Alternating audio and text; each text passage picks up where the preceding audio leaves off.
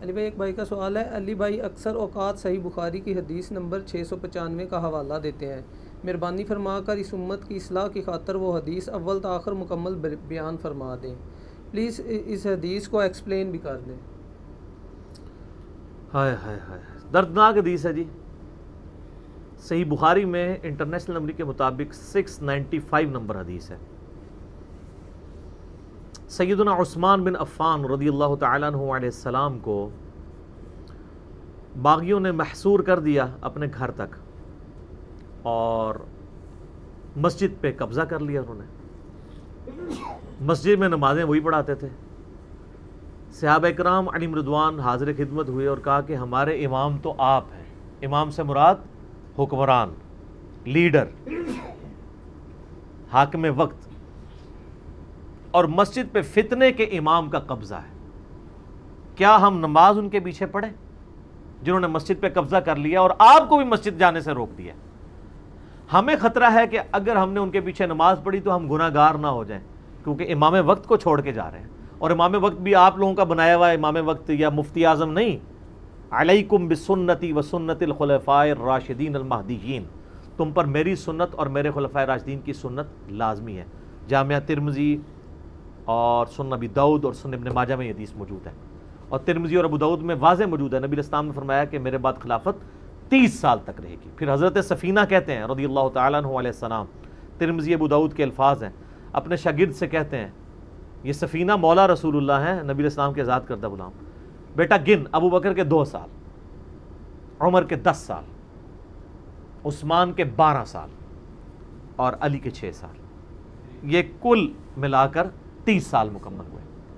تو شاگرد کہتا ہے کہ یہ آل امیہ کے لوگ کہتے ہیں، بنو زرقا، نیلی آنکھوں والے، بلیاں آنکھیں والے، کہ مولا علی علیہ السلام تو خلیفہ ہی نہیں ہے اور خلافت ان میں ہے۔ تو سیدنا سفینہ کو اتنا غصہ ہے، انہوں نے کہا یہ ان کی پیٹھ سے جھوٹ نکلا ہے جہاں سے ہوا خارج کرتے ہیں۔ سچ تو یہ ہے کہ ان کی حکومت روئے ارض کی شریر ترین بادشاہت ہے۔ سر اس کا ایک طریق ہمیں المصنف ابن ابی شیبہ میں ملا ہے اسی سند کے اوپر، اور انشاءاللہ اگلے 5B میں ہم ڈال رہے ہیں، یہی الفاظ ہے۔ اس کے بعد سفینہ کہتے ہیں یہ شریر ترین بادشاہت ہے، اور ان بادشاہوں میں سے پہلا بادشاہ معاویہ ابن ابی سفیان ہے۔ شریر ترین لفظ بول کے کہا کہ پہلا یہ ہے۔ ہم تو چلیں رضی اللہ عنہ ہی کہتے ہیں، وہ ان کے کلاس فیلو تھے تو وہ تو کہہ سکتے ہیں۔ یہ کس نے کہا؟ حضرت سفینہ نے۔ اور جو سنن مسند ابی داؤد الطیالسی ہے اس میں الفاظ ہیں کہ وہ شاگرد پوچھتا ہے کہ اگر خلافت 30 سال ہے تو یہ معاویہ کون ہے؟ تو ان کا وہ بادشاہ ہے، خلیفہ نہیں ہے۔ تو خلافت راشدہ ابو بکر، عمر، عثمان و علی، اور سیدنا حسن ابن علی کے 6 مہینے بھی مولا علی والے میں ہی شمار ہوتے ہیں۔ تو یہ ٹوٹل خلافت راشدہ ہے۔ اسی حدیث میں آتا ہے علیکم بسنتی و سنت الخلفاء الراشدین المہدیین، تم پر میری سنت اور میرے خلفاء راشدین کی سنت لازم ہے۔ اس میں الفاظ ہیں دین میں نئی نئی بدعتوں سے بچنا، اور میری اور میرے خلفاء راشدین کی سنت کو داڑھوں سے مضبوطی سے پکڑ لینا۔ ہر بدعت گمراہی ہے اور گمراہی دوزخ میں لے جانے والی ہے۔ خلیفہ راشد کے خلاف کھڑے ہونا ہی اصل بدعت ہے، لہٰذا ہم سیدنا عثمان کے مخالفین کو بھی بدعت پر سمجھتے ہیں اور مولا علی کے مخالفین کو بھی بدعت پہ سمجھتے ہیں۔ ہم 2 نمبری نہیں کرتے۔ کچھ لوگ صرف حضرت عثمان کے مخالفین کو باغی باغی کہتے ہیں، جب ہم ان کو بتاتے ہیں اس میں تو صحابہ بدر بھی شامل تھے، پھر آہی ماہی شہیں شروع کر دیتے ہیں، صبائی پارٹی کہنا شروع کر دیتے ہیں۔ اور کچھ لوگ صرف حضرت علی کے مخالفین کو باغی شمار کرتے ہیں۔ ہم تو دونوں کو باغی اور بدعتی سمجھتے ہیں، باقی فیصلہ آخرت میں اللہ نے ان کے لیے کرنا ہے۔ تو سیدنا عثمان کا آپ ظرف دیکھیں، ان کا صبر دیکھیں، ہائے ہائے ہائے، صابر ترین شخصیات میں سے ہیں۔ جب اتنے لوگ آگے پمپ کر رہے ہیں، سیدنا عثمان کے لیے کوئی مسئلہ تھا؟ ایک اشارہ کرتے تو 300 کے قریب لوگ تھے جنہوں نے ان کا گھر گھیرا ہوا تھا، لیکن انہوں نے کہا میں اپنی ذات کی خاطر خون نہیں بہانا چاہتا۔ تو بخاری کے الفاظ ہیں 695 حدیث میں، سیدنا عثمان نے کہا کہ نماز ہی تو مسلمانوں میں ایک اجتماعی نیکی کا کام ہے، نیکی کے کام میں ان کا ساتھ دو اور برائی میں ان سے الگ رہو۔ اور قربان جاؤں حضرت عثمان نے یہ امت کو ایسا مسئلہ سمجھایا ہے کہ ہمارا مسئلہ حل کر دیا ہے. اس پہ چیپٹر کی ہیڈنگ باندھی ہے امام بخاری نے, بدعتی اور باغی امام کے پیچھے نماز پڑھنے کا حکم, کہ خلیفہ راشد نے اس کا حکم دیا ہے کہ بدعتی ہو یا باغی ہو آپ اس کے پیچھے نماز پڑھیں گے, اس کا حکم ہے. تو میں اسی لیے کہتا ہوں یار یہ جو آج کل کے ہمارے مسلمان ہیں یہ کوئی قاتلین عثمان تو نہیں ہے جن کے پیچھے آپ کہتے ہیں نماز ہی نہیں ہوتی. یہ تو حضرت عثمان کے لیے جانے چھڑکتے ہیں. ٹھیک ہے, اہل سنت کے ہاں تو کم از کم کنسنسس ہے نا. تو کیا یہ دیوبندی بریلوی اہل حدیث ایک دوسرے کے پیچھے نمازیں پڑھنے کے لیے تیار ہے؟ یہ علیحدہ بات ہے کہ رمضان نشیات میں پیسے کمانے کے لیے ایک دوسرے کے پیچھے نمازیں پڑھ لیتے ہیں. میں نے اشارہ آپ کو کر دیا, آپ کو سمجھ آ جائے گی. انہی مولویوں کے کلپ پہلے آئے ہوتے ہیں کہ بریلوی مشرک ہیں, پھر وہ بریلویوں کے پیچھے ہی کھڑے ہو کے نماز پڑھ رہے ہوتے ہیں. اب بعد میں پوچھیں گے اپنی پبلک کو کہانی کرائیں گے, ذرا حکمت سمجھا کریں آپ لوگ. میں بعد ہی لوٹا لی سی تو پھر سیدھی طرح کہ آپ بھی تقیہ کرتے ہیں. پبلک کے سامنے آپ کا دین اور ہے, علیحدگی میں اور ہے. اور اگر آپ نے واقعی پڑھ لی تھی تو پھر تو ٹھیک ہے. ہم تو کہتے ہیں جناب کہ دیوبندی بریلوی بھائی بھائی بن جائیں, ہماری تو خواہش ہے. یہ بھائی بھائی نہیں بنیں گے تو یہ مسلح واپس کیسے لیں گے حرم میں اپنا؟ نہیں لے سکیں گے. تو پھر حضرت عیسیٰ علیہ السلام کو حنفی دیوبندی حنفی بریلوی میں سے ایک چوز کرنا پڑے گا, جو شیخ احمد سنندی نے لکھا ہے نا کہ وہ فقہ حنفی کے مطابق عمل کروائیں گے. اور پھر تعویل کی ہے کہ وہ حضرت عیسیٰ کا اجتہاد بھی امام حنیفہ کے ساتھ مل جائے گا. یہ علیحدہ بات ہے, صحیح مسلم میں لکھا ہے کہ وہ اللہ کی کتاب اور تمہارے نبی کی سنت کے مطابق چلائیں گے. کیوں اس ٹائم تک کتاب سنت سی نا, یہ چیزیں سے بعد ہی چاہیے نا. تو ظاہر ہے انہوں نے وہی کچھ کہنا تھا اس وقت. تو سیدنا عثمان کا صبر اپنی پیک کے اوپر تھا کہ جو لوگ آپ کے مخالفین ہیں آپ ان کے پیچھے بھی نماز پڑھنے کا حکم دے رہے ہیں. اس نے امت میں مسئلہ حل کر دیا. امام کعبہ کے پیچھے نماز کا مسئلہ میں نے اس کلپ میں بھی اس کو ڈسکس کیا ہے, اور رپلائی ٹو مفتی منیب الرحمان صاحب اور امام کعبہ کے پیچھے نماز, میں نے اور کئی مسئلے اس کی نیٹی گریٹیز ڈسکس کی ہیں. اور بعض لوگ کہتے ہیں جی وہ صرف بدعتی تھے نا, وہ مشرک تو نہیں تھے, نماز تو رفع الیدین سے ہی پڑھتے تھے نا. یہ کہانیاں پھر دوسری شروع کر دیتے ہیں. وہ آپ تو بدعیوں کے پیچھے بھی نماز کے قائل نہیں ہیں, آپ کی تو ڈاکٹرائن ختم کر دی نا ہم نے. اور بدعتی کا لفظ پہلے نمبر پہ کس پہ بولا گیا ہے؟ خلفائے راشدین کے مخالفین پہ. اور وہی خلفائے راشدین کہہ رہے ہیں ان کے پیچھے نماز پڑھو, پھر تو سب کے پیچھے ہی ہو جاتی ہے. جو ڈائریکٹ افیکٹنگ ہیں خلفائے راشدین وہ کہہ رہے ہیں ان کے پیچھے پڑھ لو, تو بعد میں اگر اس زمانے میں حضرت عثمان کو جو قتل کرنے آئے اور آپ رضی اللہ تعالیٰ عنہ کو تکلیفیں دی, ان کے پیچھے تو نماز ہو جاتی ہے. آج اگر کوئی حضرت عثمان کو برا کہتا ہے تو اس کے پیچھے بھی نماز ہو جائے گی.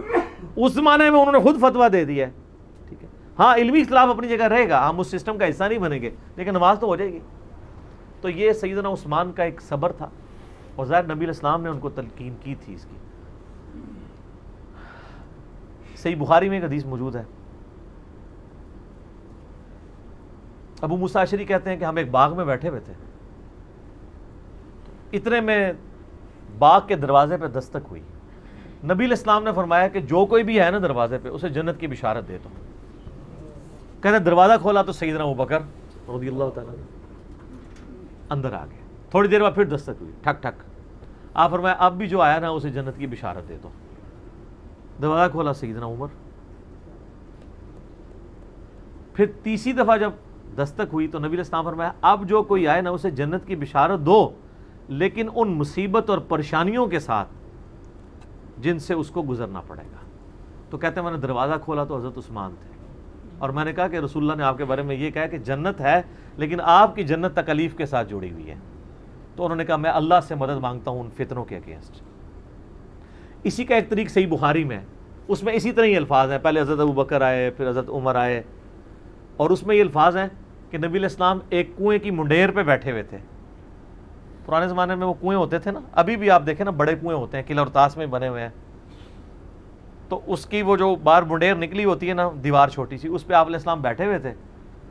تو پہلے حضرت ابوبکر کو جنت کی بشارت ملی, نبی علیہ السلام نے ان کو اپنے دائیں جانب بٹھا لیا, حضرت عمر کو اپنی بائیں جانب بٹھا لیا. جب حضرت عثمان اندر انٹر ہوئے تو جگہ ختم تھی, تو حضرت عثمان نبی علیہ السلام کے سامنے منڈیر پہ آ کے بیٹھ گئے.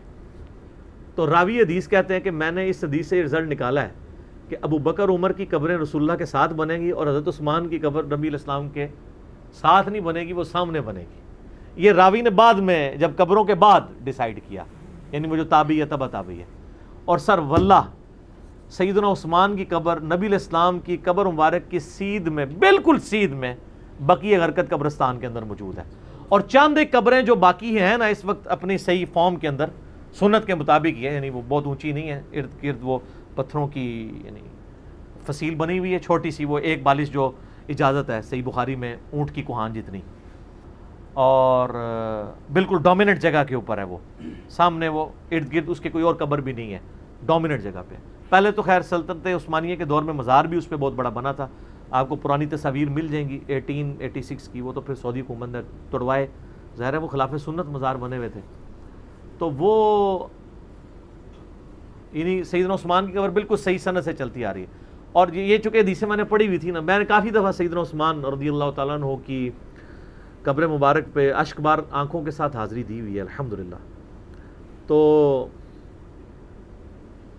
سیدنا عثمان کی قبر پہ مجھے یاد ہے، میں اشراق کے بعد ایک بار گیا نا تو مجھے اچانک یہ حدیث یاد آئی نا، تو میں نے یعنی وہ قبر کے پاس کھڑے ہو کے روضہ شریف کی طرف دیکھا نا تو بالکل ایگزیکٹ سیدھ میں وہ قبر ہے. اللہ تعالیٰ نے ان کو صبر دیا، اور حالانکہ آپ دیکھیں کہ شروع میں اسلام قبول کرنے والے پہلے 10 مسلمانوں میں سے ہیں سیدنا عثمان. حضرت ابوبکر صدیق کے یہ بڑے بیسٹ فرینڈ تھے، ان کی دعوت سے اسلام قبول کیا. عشرہ مبشرہ 10 جنتی صحابہ میں سے 5 ایسے ہیں جو حضرت ابوبکر صدیق کی دعوت سے مسلمان ہوئے ہیں، ان میں سے ایک حضرت عثمان ہے. یہ پہلے 10 مسلمانوں میں سے ہیں. پھر آپ کے لیے فضیلت یہ کہ نبی علیہ السلام کی 2 بیٹیاں آپ کے عقد میں، ذوالنورین کا لقب اسی لیے ملا، 2 نوروں والا، نبی علیہ السلام کی آنکھوں کا نور. اس سے وہ دوسرے وہ نور والے مسئلے نکالنے شروع کر دیتے ہیں. یہ نور جو ہے نا وہ محاورتاً لفظ استعمال ہوا ہے، فزیکل نور نہیں ہے. ویسے تو ہم نبی علیہ السلام کو نور مانتے ہیں، نور ہدایت ہے، میرا اس پہ بھی کلپ ہے، اِنَّا أَرْسَلْنَاکَ شَاهِدًا وَمُبَشِّرًا وَنَذِيرًا وَدَاعِيًا إِلَى اللَّهِ بِإِذْنِهِ وَسِرَاجًا مُنِيرًا. تو مانتے ہیں چمکا دینے والا سورج. اور نبی علیہ السلام کے داماد ہونے کا ذکر سیدنا عثمان کا، یہ آپ کو نہج البلاغہ میں مولا علی کا خطبہ بھی مل جائے گا، جس میں حضرت عثمان کو انہوں نے جو سمجھانے کے لیے آئے تھے کہ بھی تمہاری اس طرح شکایتیں گورنروں کی آ رہی ہیں، تو پھر اس میں انہوں نے کہا کہ بھئی ابو بکر اور عمر کے جو معاملات تھے اس سے زیادہ تمہیں احتیاط کی ضرورت ہے، کیونکہ نبی علیہ السلام کے ساتھ تمہارا دامادی کا رشتہ بھی ہے. یہ نہج البلاغہ میں شیعہ کے ہاں خطبے میں موجود ہے، اور عشرہ مبشرہ میں بھی شامل ہے، جو ابو داؤد ترمذی میں حدیث ہے 10 بندوں کو ایک مجلس میں نبی علیہ السلام نے جنت کی بشارت دی ہے. اس میں پہلے 4 خلفائے راشدین ہی ہیں، ابو بکر عمر عثمان و علی، 4 خلفائے راشدین، اس کے بعد طلحہ، زبیر، عبد الرحمن بن عوف، سعد بن ابی وقاص اور سعید بن زید، ابو عبیدہ بن جرح. تو یہ 10 لوگوں کو ایک مجلس میں جنت کی بشارت ملی ہے، اس میں بھی سیدنا عثمان شامل ہے. اور سیدنا عثمان کو تو جنت کی بشارت کئی دفعہ ملی ہوئی ہے. جامع ترمذی میں مسند احمد میں حدیث موجود ہے، جب باغیوں نے ان کو گھیر لیا، محصور کر دیا. آج میں اس ٹاپک کی طرف نہیں چل رہا، وہ ایک علیحدہ سے ایک سٹوری ہے، ادھر پھر کئی اور چیزیں بھی آئیں گی، تو میں وہ مزہ کرکرا نہیں کرنا چاہتا. سیدنا عثمان رضی اللہ تعالیٰ عنہ کو مسجد میں جانے سے روک دیا، میٹھا پانی آپ کے گھر پہنچنے سے روک دیا گیا. تو آپ گھر کی چھت پہ کھڑے ہوئے اور انہوں نے خطاب کیا جو لوگ وہاں پہ ان کو گھیرے ہوئے تھے. ترمذی میں پورا ڈیٹیل خطبہ موجود ہے. مشکات میں آلموسٹ آپ کو ساری حدیثیں حضرت عثمان کے چیپٹر میں آپ کو 30 جلد میں مل جائیں گی. تو ان کا لوگوں، میں تمہیں اللہ کی قسم دیتا ہوں اور اسلام کا واسطہ دے کے پوچھتا ہوں، کیا تمہیں یاد نہیں ہے کہ نبی علیہ السلام جب مدینہ شریف ہجرت کر کے آئے تھے تو مسلمانوں کے لیے میٹھے پانی کا کنواں نہیں تھا، اور نبی علیہ السلام نے کہا تھا کہ کون ہے کہ جو کنواں لے کر وقف کرے اور جنت میں سے بہتر کنواں لے لے؟ تو میں نے اپنے حلال مال سے وہ کنواں خرید کے وقف کیا تھا. تو سب نے کہا کہ ہم گواہی دیتے ہیں کہ آپ کے لیے بشارت تھی. کون گواہی دے رہے ہیں؟ جو مخالفین ہیں، پروٹیسٹ کرنے آئے ہیں. اس سے بات پتہ چلی کہ وہ لوگ تھے جن کو یہ باتیں پتہ تھی، صحابہ ہی تھے، بیچ میں اور لوگ بھی مکس تھے لیکن صحابہ بھی تھے، بدری صحابہ بھی تھے. ان میں اختلاف رائے تھا، وہ علیحدہ سے ایک ٹاپک ہے. یوٹیوب پہ میرا کلپ ہے شہادت عثمان کے اصلی اسباب کیا تھے. عبداللہ ابن سبا والا تو معاملہ ہی ذرا ایک ڈفرنٹ کہانی بنا کے اس میں ڈال دی، وہ الگ چیز تھی. پھر سیدنا عثمان نے کہا کہ تمہیں یہ یاد نہیں ہے کہ مسجد نبوی کی توسیع کی باری آئی تو نبی علیہ السلام نے فرمایا کون ہے جو مسجد نبوی کے لیے زمین لے کے وقف کرے توسیع کے لیے کہ جنت میں اس سے بہتر اسے اللہ تعالیٰ قطع عطا فرمائے، تو میں نے اپنے مال میں سے وقف کیا تھا اور مجھے جنت کی بشارت ملی۔ ان کا جی بالکل ایسا ہی تھا۔ پھر ان کا جو جیش العسرہ تھا، تنگی والا جہاد، یعنی تبوک، جہاں پہ جہاد فرض ہو گیا تھا ہر مسلمان پہ کیونکہ رومن امپائر سے ٹکرانا تھا، تو نبی علیہ السلام نے جب چندے کی اپیل کی تھی تو میں نے 1000 دینار نبی علیہ السلام کی جھولی میں ڈرا کے ڈالے تھے، اور نبی علیہ السلام اپنے مبارک ہاتھوں سے یوں ان کو الٹ پلٹ کرتے تھے اور کہتے تھے عثمان جنتی آج کے بعد جو مرضی کرے۔ تو انہوں نے کہا کہ ہم گواہی دیتے ہیں۔ سر یہ 1000 دینار آپ کیا سمجھ رہے ہیں کتنی رقم ہوگی؟ کیلکولیٹ کر کے دیکھیے گا، 20 دینار 7.5 تولے سونا ہوتا تھا۔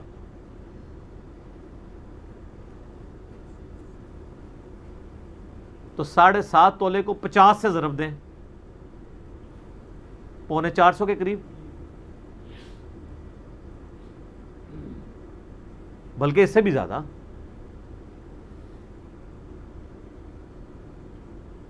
پچاس کو ضرب دیں جی 7 سے، 700,350 اور اوپر والا بھی کر لیں، یعنی تقریباً 400 قریب، 350 زیادہ بن جائے گا نا، 7.5 ہے نا، 450 قریب سمجھ لیں، 450 تولہ سونا، اور آج کل کیا ریٹ چل رہا ہے؟ 70,000 ہے، 70 سے زیادہ ہی۔ ہاں، تو یہ 2.5 کروڑ سے زیادہ رقم بنتی ہے آج کی، اگر 70 لگائیں گے تو جا کے گھر حساب کر لیجئے گا، 2.5-3 کروڑ رقم بنتی ہے جو حضرت عثمان نے غزوہ تبوک کے موقع پر دی ہے، اور نبی علیہ السلام نے جنت کی بشارت، انہوں نے کہا ہاں جی بالکل آپ کو جنت کی بشارت ملی تھی اس بات کے اوپر۔ تو انہوں نے کہا تم مجھے نہ، اب یہ یعنی بشارتیں گنواتے جا رہے تھے، اور حضرت عثمان کہہ رہے تھے دیکھو مسجد میں نے وقف کی، مجھے مسجد میں نماز نہیں پڑھنے دے رہے ہو، کنواں میں نے لے کے دیا اور مجھے میٹھا پانی نہیں، مجھے کڑوا پانی پینا پڑتا ہے، مجھے تم پانی تک نہیں جانے دے رہے ہو، اور تم مان بھی رہے ہو ان چیزوں میں مجھے جنت کی بشارت ملی ہوئی ہے۔ پھر حضرت عثمان نے چوتھا اور آخری سوال کیا کہ کیا تمہیں یہ حدیث نہیں پہنچی ہے؟ اور یہ حدیث بخاری میں بھی ہے، ترمذی کا یہ والا حصہ، کہ نبی علیہ السلام ایک دفعہ غارے پہاڑ ہیرا کے اوپر چڑھے، ہیرا پہاڑ کے اوپر، حضرت ابوبکر، عمر اور حضرت عثمان یہ ساتھ تھے نبی علیہ السلام کے، 4 بندے تھے یہ ٹوٹل۔ تو پہاڑ جو ہے وہ جھوم پڑا، ہلنا شروع ہو گیا، وہ تو بخاری مسلم میں حدیث ہے۔ ہیرا ایک پہاڑ ہے لیکن ہم سے محبت، وہ احد پہاڑ کے بارے میں آتا ہے، احد ایک پہاڑ ہے، وہ ہم سے محبت کرتا ہے، ہم بھی اس سے محبت کرتے ہیں۔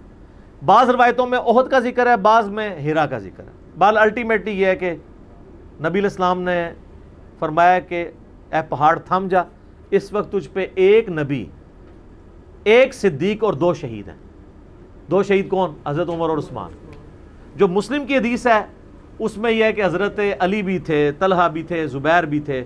تو نبی علیہ السلام نے فرمایا کہ اس وقت تجھ پر انبیاء، شہداء اور صدیق کے علاوہ کوئی نہیں ہے۔ اس سے یہ بھی نبی علیہ السلام نے غیبی خبر دے دی کہ یہ باقی سارے شہید ہونے والے ہیں۔ حضرت طلحہ بھی شہید ہوئے ہیں جنگ جمل میں، حضرت زبیر بھی، اور مولا علی بھی، اور سیدنا عثمان بھی۔ تو انہوں نے کہا ہاں آپ کو شہید ہونے کی خبر دی تھی۔ تو انہوں نے کہا اللہ کی قسم، رب کعبہ کی قسم میں کامیاب ہو گیا، میں نے تم سے یہی منوانا تھا کہ نبی علیہ السلام نے مجھے شہید کہا ہوا ہے، میں شہید ہوں۔ لیکن خیر ترمذی میں تو ادھر ہی ہے، باقی آپ تاریخی روایتیں پڑھیں گے اور باقی کتابیں دیکھیں گے، اس میں آپ کو ملے گا کہ وہ کہتے ہیں کہ حضرت یہ باتیں ساری صحیح ہیں لیکن اب آپ بدل چکے ہیں۔ نہیں، وہ جس طرح ہمیں بھی کہتے ہیں کہ حضرت باتیں تو آپ کی ٹھیک ہیں لیکن کے بعد پھر اس طرح کی باتیں شروع ہو جاتی ہیں۔ تو یعنی بدقسمتی جب کسی پہ چھائی ہو، ورنہ دیکھیں ایک شخص جس کی 82 سال عمر ہے اور اس کی زندگی پوری قربانیوں سے تعبیر بھری پڑی ہوئی ہے، کہیں بشری تقاضے کے تحت کوئی مسئلہ مس ہینڈل تو اس سے ضرور ہو سکتا ہے، لیکن آپ اس کی نیت کے اوپر یا اوورال پوری زندگی کو تو 0 سے ملٹیپلائی نہیں کر سکتے۔ یہی وجہ ہے کہ جو ایران والوں نے فلم بنائی ہے مختار سقفی پہ، اس میں بھی جو حضرت معاویہ رضی اللہ تعالیٰ عنہ اور شیعان علی کا اختلاف دکھایا وہ اسی بات پہ کہ آپ نے خلفاء کے طریقے کو چھوڑ دیا اور اس میں وہ تینوں خلفاء کو رسپیکٹ دیتے ہیں. پھر حضرت علی علیہ السلام کی زندگی کے آخری 10 سال پہ ایک فلم ہے 22 قسطوں پہ امام علی علیہ السلام, اس میں انہوں نے حضرت عثمان کا بھی, چونکہ ان 10 میں سے سمجھ لیں 4-5 سال تو حضرت عثمان کے بھی خلافت کے ہیں, حضرت عثمان کا بھی انہوں نے بڑا پازیٹیو کریکٹر دکھایا ہے اور یہ بتایا کہ اصل کلپرٹ جو ہے وہ مروان بن حکم تھا. حضرت علی حضرت عثمان کو سمجھاتے تھے تو پھر وہ اپنے فیصلوں کو بھی ریورٹ کرتے تھے, یعنی ان کی نیت میں تھی, لیکن ظاہر ہے کہ وہ ایک حضرت عمر والی مینیجریل سکل نہیں تھی. 72 ایئرس کی عمر میں چونکہ خلیفہ بنائے گئے تھے, ایک ایجڈ تھے, تو بہرحال 82-83 ایئرس ایج ہے اور ایک شخص نے پوری زندگی یعنی اسلام قبول کیا تو ان کا چچا ان کو مارا کرتا تھا, ٹھیک ہے, اتنی تکلیفیں کاٹی ہیں, سابقون الاولون میں سے ہیں, تو آخری وقت میں آ کے کیوں انہوں نے ایسا کرنا تھا کہ وہ نفس کے ہاتھوں مغلوب ہو جاتے ہیں, جن کی پوری زندگی اسلام کی خدمات پہ تھی اور نبی علیہ السلام نے کئی مواقع پہ انہیں جنت کی بشارت بھی دی ہوئی. بال انہوں نے اپنے سیلف ڈیفینس میں کچھ بھی نہیں کیا, ورنہ 300 بندے کو ہٹانا کو مسئلہ نہیں تھا, لیکن وہ چاہتے تھے مدینہ تو رسول میں میری وجہ سے خون نہ بہے. تو خلافت و ملوکیت میں مولانا مودودی نے یہی بات لکھی ہے کہ خلافت و ملوکیت کا فرق یہی ہے کہ حضرت عثمان چونکہ خلیفہ راشد تھے انہوں نے اپنے خلاف پروٹیسٹ کی اجازت دی ہے, کسی سے زبردستی تلوار کے زور پہ مسئلہ نہیں کیا. اور دوسری طرف امیر شام کے بارے میں کہ وہ تلوار کی نوک پہ انہوں نے اپنے بیٹے کے حق میں لوگوں کی بیعت کروائی. حضرت علی کی تو تلوار اٹھانا مجبوراً تھی نا, کیونکہ وہ حضرت علی کی ریٹ آف دی گورنمنٹ کو تلوار لے کے انہوں نے جتھا بنا کے چیلنج کیا تھا, وہ تو معاملہ ایک ڈیفرنٹ تھا, اور اس کی پریڈکشنز بھی تھی, نبی اسلام حضرت علی کے ساتھ کھڑے تھے. تو سیدنا عثمان رضی اللہ تعالیٰ نے اپنے لیے خون نہیں بہایا, قربانی دی. ترمذی میں حدیث موجود ہے, حضرت عثمان کہتے ہیں کہ مجھ سے نبی علیہ السلام نے ایک عہد لیا تھا, میں اس عہد پہ قائم ہوں کہ میں نے صبر کرنا ہے.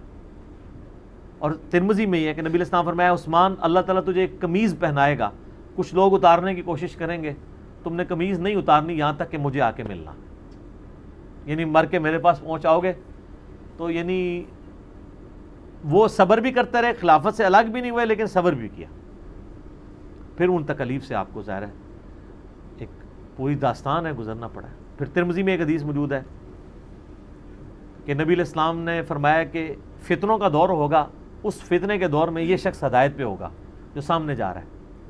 تو وہ صحابی کہتے ہیں کہ وہ جو شخص جا رہا تھا اس نے اپنے سر پہ چادر اوڑھی ہوئی تھی, تو مجھے وہ نظر نہیں ہے کون ہے, تو میں آگے جا کے چادر ہٹا کے دیکھا تو حضرت عثمان تھے.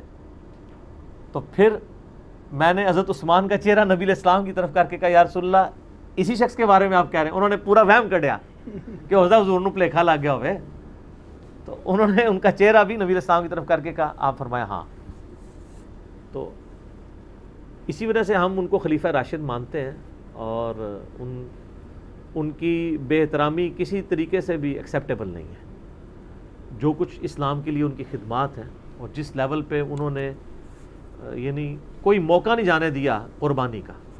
اسی لیے ہم مسلمانوں کے ہاں ایک چیز رناؤنڈ بھی ہے نا کہ اگر اللہ تعالیٰ کسی کو دولت دے تو پھر حضرت عثمان غنی رضی اللہ تعالیٰ عنہ والا جگرا بھی دے کہ وہ اتنی زیادہ دولت اللہ تعالیٰ کی راہ میں قربان بھی بندہ کر سکے. کہنا تو آسان ہے لیکن بڑا مشکل کام ہے, بہت مشکل کام ہے. تو یہ سیدنا عثمان کا ایک ویژن تھا جی. 695 نمبر حدیث سے کہاں بات چلی گئی کہ انہوں نے کہا نمازیں ان کے پیچھے پڑھو, نمازوں میں ان سے الگ نہ ہو.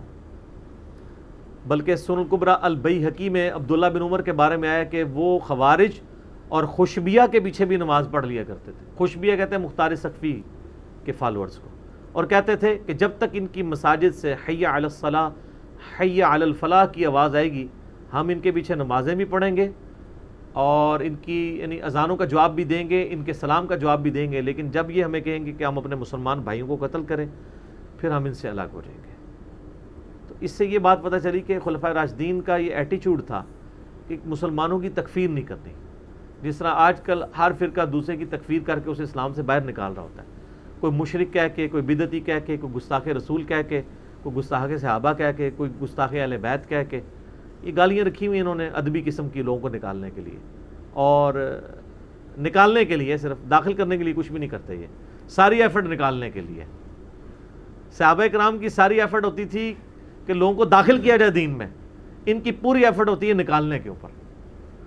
مولا علی کی خلافت سٹیک پہ خوارج نے لگائی ہے، اور آپ المصنف ابن ابی شیبہ کھول کے دیکھ لیں، مولا علی کے شیعہ پوچھ رہے ہیں کہ بتائیے کہ خوارج کافر ہے، ان کے کافر نہیں ہے، یہ کفری سے بھاگ کے تو مجھ سے الگ ہوئے، انہوں نے سمجھا کہ میں کفر میں پڑ گیا ہوں اس لیے انہوں نے مجھے چھوڑا۔ تو پوچھا مشرک ہے، انہوں نے کہا مشرک کہاں سے ہیں، یہ شرک سے ہی تو بھاگے ہیں۔ پوچھا منافق ہے، انہوں نے کہا منافق ہوتے تو نمازیں ان کی چھوٹی ہوتے، قرآن تو کہتا ہے منافق بڑی چھوٹی نماز پڑھتا ہے، ان کی تو نمازیں بڑی لمبی ہیں۔ تو ان کا اگر کافر مشرک اور منافق بھی نہیں تو یہ کیا ہے؟ تو انہوں نے کہا یہ ایک ایسی قوم ہے جنہوں نے ہمارے خلاف بغاوت کی ہے، یعنی ان کو ٹریٹ کیا ایسے مسلمان، کیونکہ اسلام میں تو 3 ہی کیٹیگریز ہیں نا، یا بندہ کافر ہوگا، یا منافق ہوگا، یا مسلمان ہوگا، چوتھی تو کوئی کیٹیگری نہیں۔ حالانکہ خوارج کے بارے میں کتنی سخت احادیث ہیں، مسند احمد میں ہے دوزخ کے کتے ہیں، بخاری مسلم میں حدیث ہے کہ اسلام سے نکل جائیں گے جیسے تیر اپنے شکار سے نکل جاتا ہے۔ لیکن ان تمام احادیث کی مولا علی نے یہ تعویل کی کہ وہ مین سٹریم سے الگ ہوئے ہیں، جب تک وہ ہمارے نبی پہ ایمان لاتے ہیں، قرآن کو مانتے ہیں، ہمارے قبلے کی طرف منہ کر کے نماز پڑھتے ہیں، پولیٹیکلی یہ چند ایک جزیات میں اختلاف کی وجہ سے وہ اسلام سے باہر نہیں نکل جائیں گے۔ یعنی صحابہ کو منہ پہ جن لوگوں نے گالیاں نکالی ہیں نا، صحابہ نے ان کو اسلام سے باہر نہیں نکالا، اور صحابہ کے نام کے اوپر جو اس امت کے اندر ایک قتل و غارت کا بازار لوگوں نے گرم کیا ہے، وہ 1400 سال بعد ان باتوں کے اوپر مسلمانوں کو قتل کر رہے ہوتے ہیں۔ یہ آپ ڈیفرنس دیکھیں، علمی دلائل سامنے رکھیں، ہم بھی سامنے رکھتے ہیں نا۔ اور آپ دیکھیں میرا پچھلے دنوں ایک کلپ اپلوڈ ہوا ہے، مجھے بریلویوں سے پیار ہے، اس کے نیچے ذرا آپ پوری دنیا کے بریلویوں کے کومنٹس پڑھیں، شیعہ کے کومنٹس پڑھیں، کہ وہ کہتے ہیں ہم تک بات پہنچی ہے تو ہم نے قبول کی ہے، کئی چیزیں چھوڑ دی ہیں۔ علی بھائی نے ہمیں بتایا کہ جو ہمارے علماء نے کتابیں میں بتائی تھیں بس وہ باہر سے ہی دکھائی تھی، اندر تو وہ کچھ لکھا ہوا ہے کہ جس کے اوپر ہم خود نہیں چل رہے، تو انہوں نے حق قبول کیا۔ تو ہمارا کام بھی ہے اگر کسی کو کوئی اختلاف ہے، کوئی ایسا ایشو ہے، وہ اس کو یعنی پبلکلی ہائی لائٹ کرتے ہیں، شان کے طور پہ بیان کریں، شانیں آپ صحابہ کرام کی، اہل بیت کی بیان کریں، لوگ ضرور ایکسیپٹ کریں گے۔ میں اپنی گفتگو کو سیدنا عثمان کی شان میں ایک بڑی کرٹیکل حدیث ہے اس کے اوپر کنکلوڈ کرتا ہوں۔ صحیح بخاری و مسلم دونوں موجود ہیں۔ اما عائشہ کہتی ہیں کہ نبی علیہ السلام گھر میں بیٹھے ہوئے تھے، تو نبی علیہ السلام کیجول حالت میں تھے، یعنی آپ کے کپڑے جو تھے وہ کیجول تھے، ایک چادر تھی جس سے آپ نے اپنے جسم کو لپیٹا ہوا تھا، جس طرح ریلیکس ہو کے گھر میں بندہ ایسے بیٹھا ہوتا ہے۔ تو اتنے میں حضرت ابوبکر نے اجازت مانگی اندر آنے کی، تو آپ نے اجازت دے دی،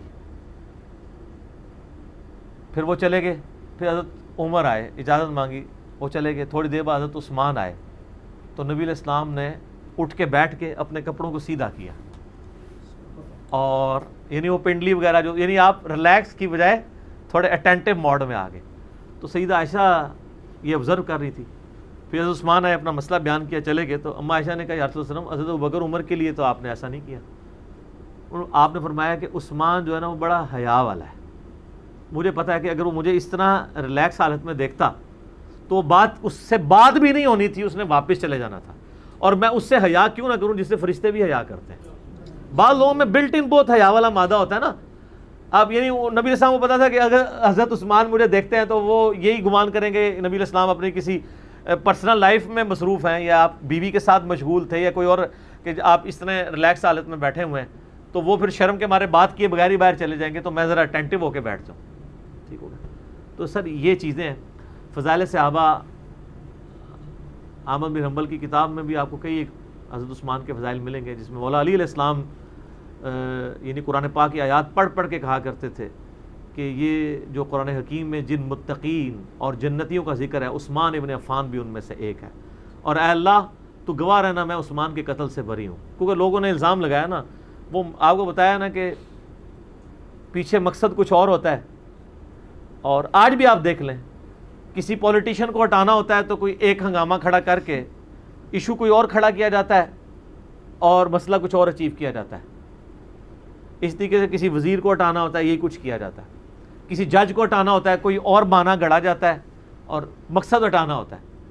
تو اس وقت بھی چونکہ مقصد کچھ اور تھا علیہ امیہ کا، تو حضرت عثمان کا قتل جو ہے نعوذ باللہ حضرت علی کے متھے مار دیا ہوا تھا ان لوگوں نے۔